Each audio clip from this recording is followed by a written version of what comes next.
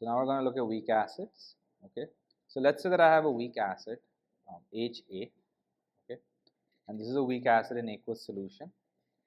So it ionizes partially to form H3O plus and A minus. Right. This HA here is the proton donor. Right, it's the acid, and water here is acting as a base again. So it donates. It's a proton donor. It forms H3O plus ions, and this is the conjugate base, which is A minus. Okay, this is the conjugate base of the acid HA. So again, we have a weak acid HA, and we're looking at the ionization of that weak acid in aqueous solution. Now, if you look at the equilibrium constant for this process, that is equal to the concentration of H3O plus times the concentration of A minus divided by concentration of HA times the concentration of water. So of course, this equilibrium constant is a constant at a given temperature. And again, because this reaction is taking place, or this ionization is taking place in aqueous solution, right? This is an aqueous acid. We can assume that the concentration of water is the same as after when the acid is added. In other words, we can say that throughout this, before the acid was added and even after the acid was added, we can say that the concentration of water is not affected at all. It remains constant. Because we have such a large amount of water, it remains barely affected. So we can say that the concentration of water is a constant. Okay? Concentration of water is a constant. And we know that the equilibrium constant is obviously a constant, which means that the product of the concentration of water times Kc is also a constant. Right? Divided by the concentration of HA. And because we said that the concentration of water is constant throughout, it doesn't really change. Okay. No matter what happens to this equilibrium, the concentration of water barely changes. Whether this equilibrium shifts left or right, it remains constant because we have such a large amount of water. So we know that this is a constant, and this equilibrium constant is a constant at a given temperature, right? That's true for any equilibrium constant. So the product of the two is also a product of two constants is also a constant, right? And this constant is known as Ka. This constant is known as Ka. Okay. This is called the acid dissociation constant. This is called the acid dissociation constant. Okay, and it is equal to the concentration of H plus times the concentration of A minus, that's the conjugate base, divided by the concentration of the acid. Again, remember that H3O plus and H plus are considered the same thing in aqueous solution, right? H plus ions actually don't exist freely in solution, they exist as H3O plus ions. Okay, but this is the simplified version. And the simplified ionization process can be written as the following. Right? Again, the actual ionization process is this, right? And this acid dissociation constant is derived from the fact that the product between the equilibrium constant and water is equal to Ka, right? But ultimately, this is a simplified equilibrium, and this is the acid dissociation constant, H plus times A minus divided by concentration of acid. So the Ka, with acid dissociation constant, okay, is a measure of the strength of an acid.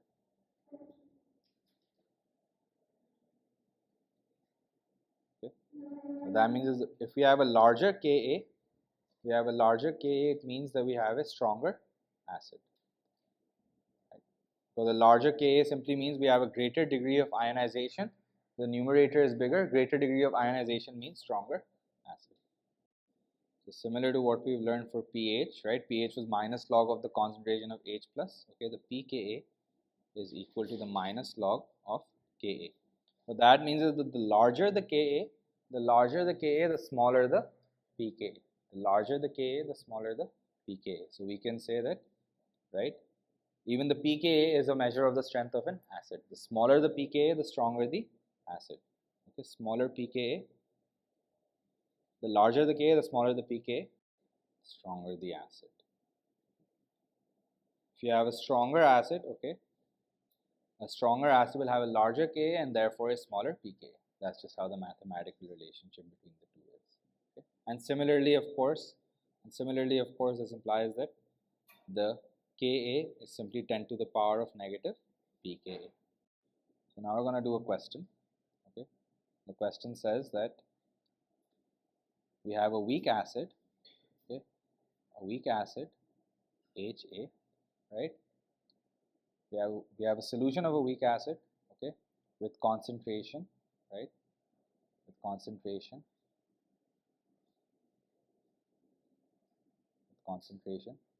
0.2 moles per dm cube, 0.2 moles per dm cube. 2% of the acid ionizes. 2% of the acid ionizes. Find the Ka.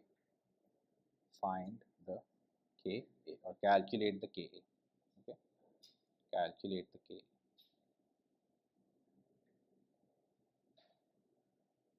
For this weak acid.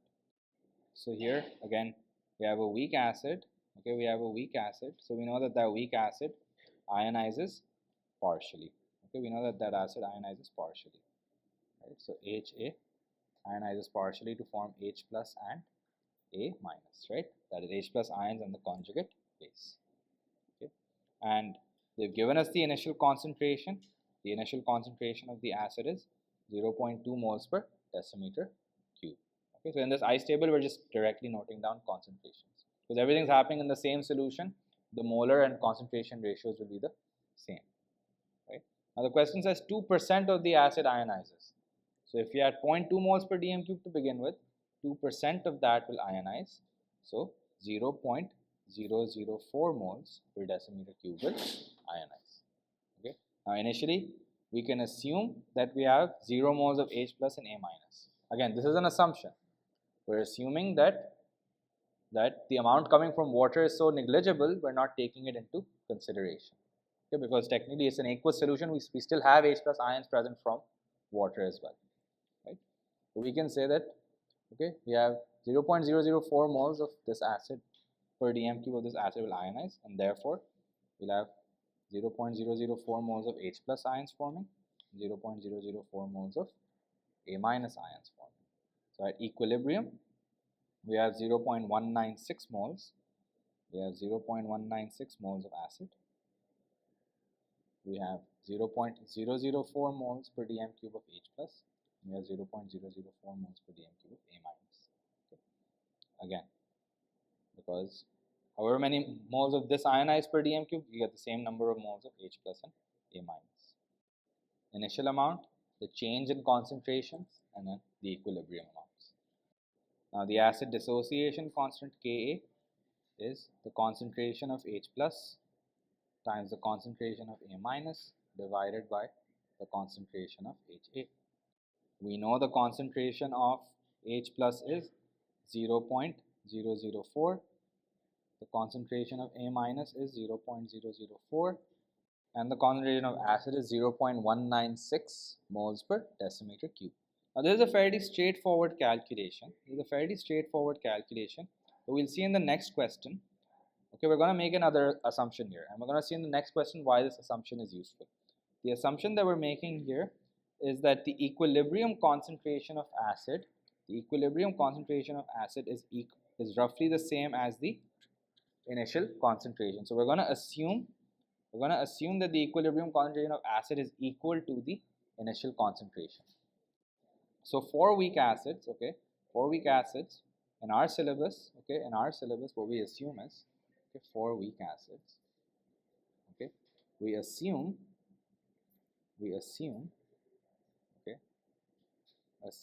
that the initial concentration or the equilibrium concentration of the acid, is equal to the initial concentration. The concentration of Ha at equilibrium is equal to the concentration that you started with. Because a small fraction of the acid ionizes, we can assume that the equilibrium concentration is the initial concentration. in this particular question, that doesn't make our life too much easier, okay? But we're gonna see how how this assumption will make our calculations a lot simpler. Because this change of 0.004, right? It's like only 2% of 0.2. It's a very small change relative to the initial amount, right? Whereas for H plus and A minus, right, 0.004 represents a significant change. So we can just assume that the concentration of acid at equilibrium is 0.2. And this gives us a value of 8.0 into 10 to the power of negative 5 moles per decimeter cube. Okay, that is the acid dissociation constant. Okay, acid dissociation constant has units of moles per decimeter cube, right? Concentration squared divided by concentration. So this is your final answer. The next question that we have here is calculate the pH of 0.123 mole per decimeter cube ethanoic acid. Okay, again, this is a weak acid, right? And the Ka for this acid, is equal to 1.74 into 10 to the power of negative 5 moles per decimeter cube. So now again, if we write the simplified equilibrium, we have CH3, CO2H, right? That's your weak acid. It ionizes to form CH3, CO2 minus and H plus ions, right? And we have the initial concentration, the change, and the equilibrium concentration. Now we want to find the pH. That means we want to know what the concentration of H plus ions is. So let's say at equilibrium, our concentration of H plus ions is X. Okay, that's our unknown. We don't know what concentration we have of H plus ions. Okay, so we can say our concentration of H plus ions is just X. All right. Now we also know that our initial concentration of ethanoic acid is 0.123 moles per decimeter cube. And we can assume our initial concentration of conjugate base is obviously 0, right? Our initial concentration of H plus is also 0. We can assume that, H plus from water is so negligible in amount that it's not coming, right? There's no H plus from water present. So we have, these are the initial concentrations. And we can say that if we have X moles at equilibrium, that means that X moles of H plus ions formed and X moles of CH3CO2 minus ions form, because they form in a 1:1 ratio. That means X moles of the acid ionized, right? So at equilibrium, our equilibrium amount is 0.123 minus X. We know that the Ka for ethanoic acid is concentration of H plus times the concentration of CH3 CO2 minus divided by the concentration of the acid, right? And this is equal to, we have 1.74 into 10 to the power of negative 5. The concentration of H plus ions is X. The concentration of the conjugate base is X, right? Because we have the same amount of each present at equilibrium.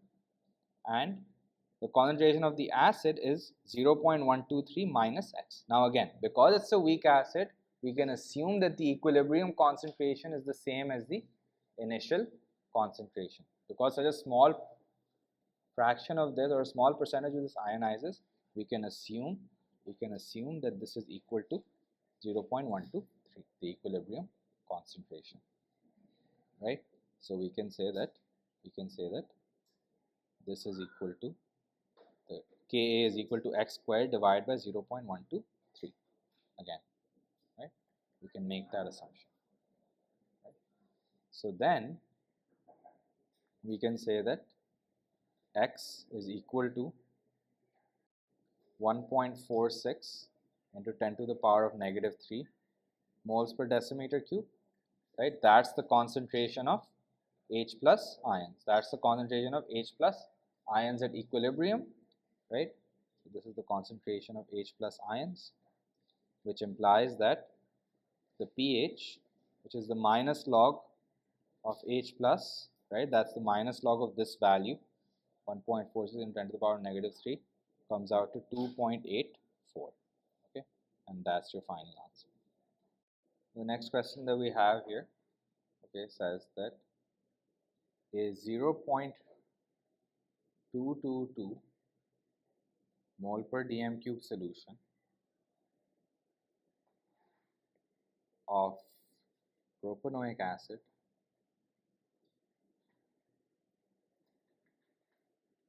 has pH 2.77.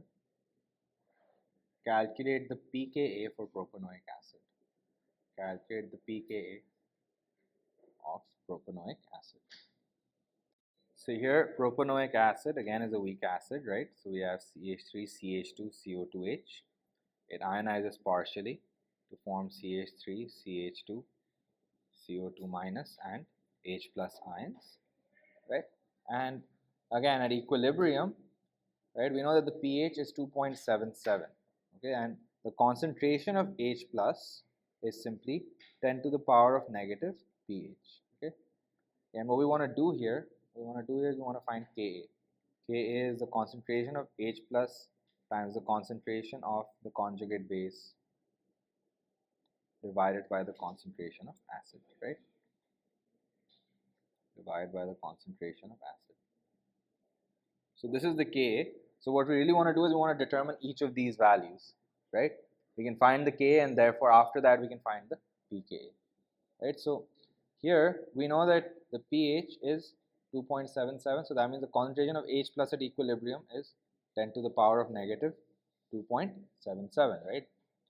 Again, concentration of H plus is 10 to the power of negative pH.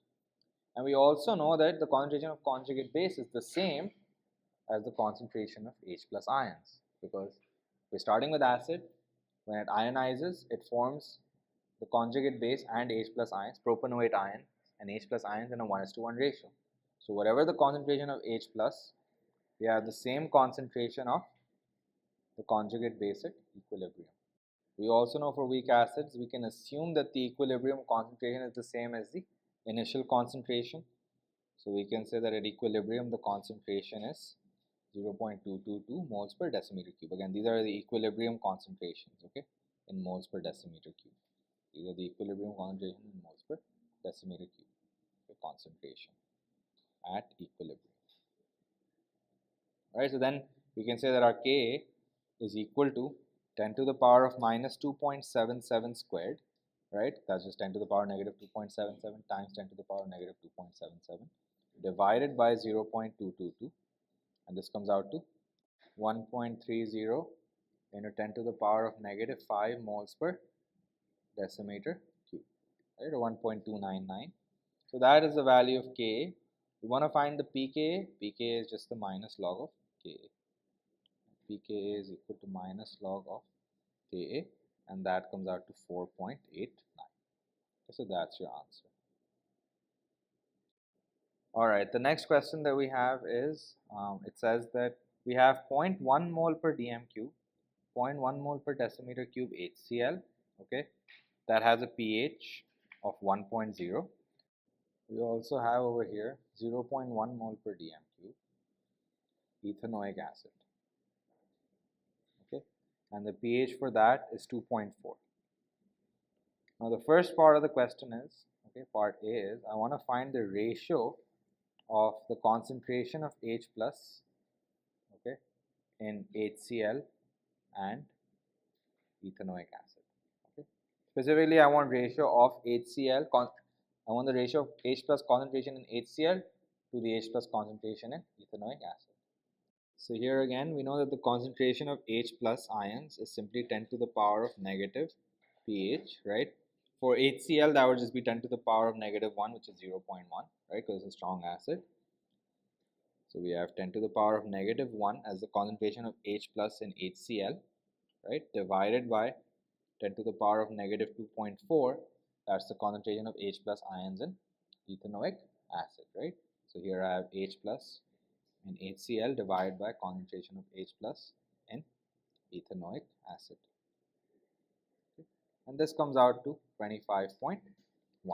Okay, so this is the ratio of H plus ions in HCl to the concentration of H plus ions in ethanoic acid. So what that means is that HCl produces 25 times the number, or 25 times as many H plus ions when it ionizes, so it's a strong acid, whereas this weak acid only produces roughly 4%, right, or 1 over 25 times the ions that HCl produces. Now the next part of the question, part B, says, however, when 100 cm cube of 0.1 mole per dm cube ethanoic acid is reacted with an excess of zinc powder, the same volume of hydrogen is evolved as when 100 cm cube of 0.1 mole per dm cube HCl is used. Explain why this is so.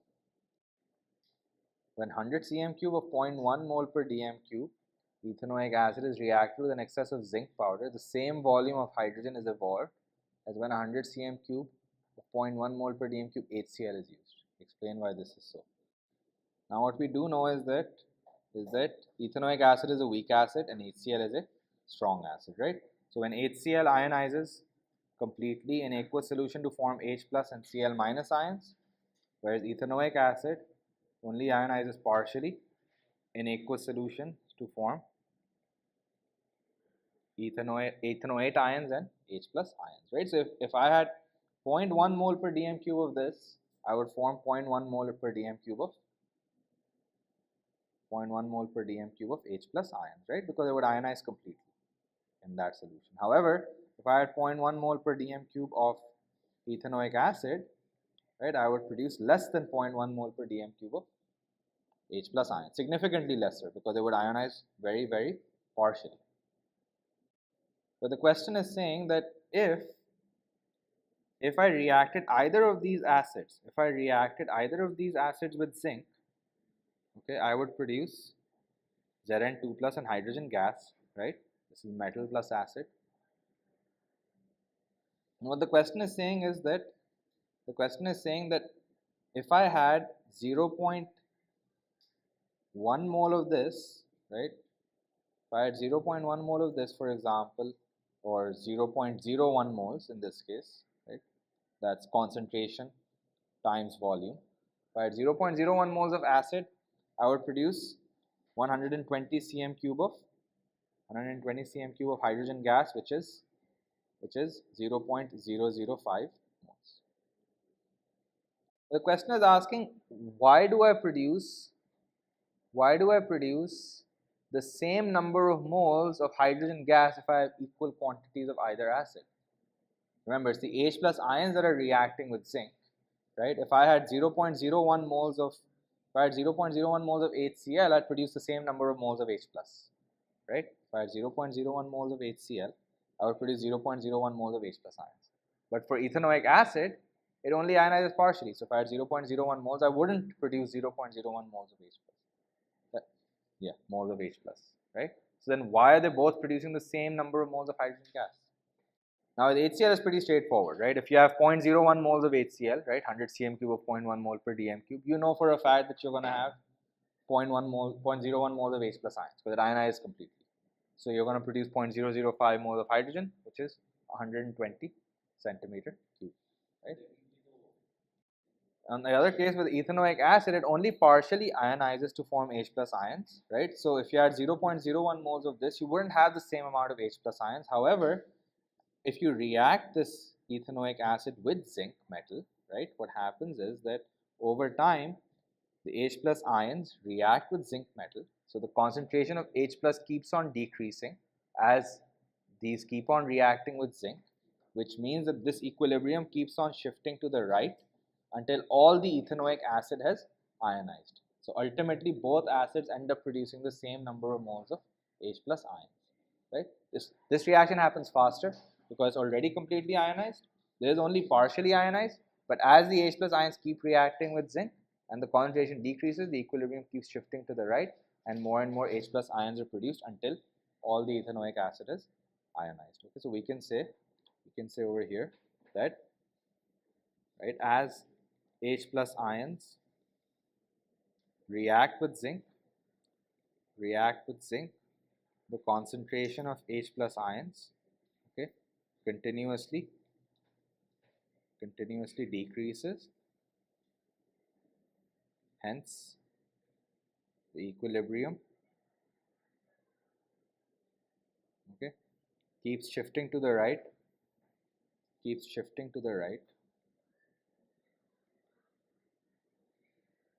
right, and all of the ethanoic acid ionizes.